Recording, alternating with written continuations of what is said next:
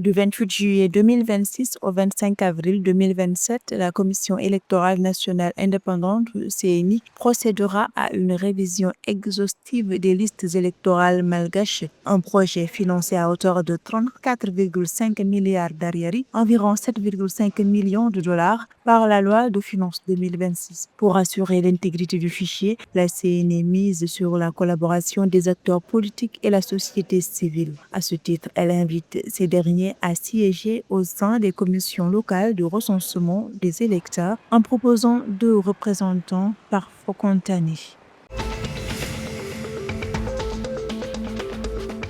Une nouvelle étape a été franchie dans les relations économiques entre Maurice et la Côte d'Ivoire lors d'une rencontre tenue le 17 juin 2026 à Port-Louis, où le ministre délégué des Finances mauricien et le président de la Confédération générale des entreprises de Côte d'Ivoire ont convenu de renforcer leur coopération économique. L'objectif est de stimuler les investissements transfrontaliers et les échanges d'expertise.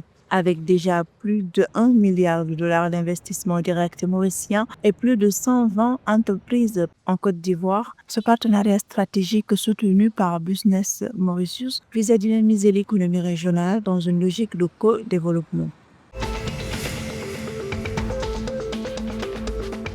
Le ministère de l'Économie et des Finances de Madagascar et la Banque mondiale ont fait le point sur l'avancement des projets pôles intégrés de croissance phase 3 d'un montant de 201 millions de dollars et du projet de renforcement des capacités statistiques phase 2 doté de 45 millions de dollars. La réunion a permis d'évaluer l'exécution financière ainsi que la mise en œuvre des activités. Face aux difficultés relevées, les discussions ont mis l'accent sur la nécessité de renforcer la coordination et d'accélérer le décaissement des fonds afin d'optimiser l'efficacité des financements et de garantir des résultats tangibles. Le renouvellement des instances de l'Organisation internationale de la francophonie (OIF) a dominé les échanges entre les autorités comoriennes et mauritaniennes le 17 juin 2026 à Moroni. Les discussions ont porté sur la future gouvernance de la francophonie dans un contexte de compétition diplomatique et de volonté des pays africains de renforcer leur influence. Les 2 parties ont également insisté sur une meilleure représentation de l'Afrique au sein des organes décisionnels et sur une gouvernance plus équilibrée. Cette rencontre s'inscrit dans la préparation du 20e sommet de la francophonie du 15 au 16 novembre 2026, devant conduire à l'élection du nouveau secrétaire général de l'OIF. L'équipe féminine de basketball des Victoria Flyers aux Seychelles a enregistré un succès face à 11 étoiles Stars le 16 juin au gymnase de Victoria. Le premier carton était très équilibré avec un score de 14-13 en faveur des Flyers.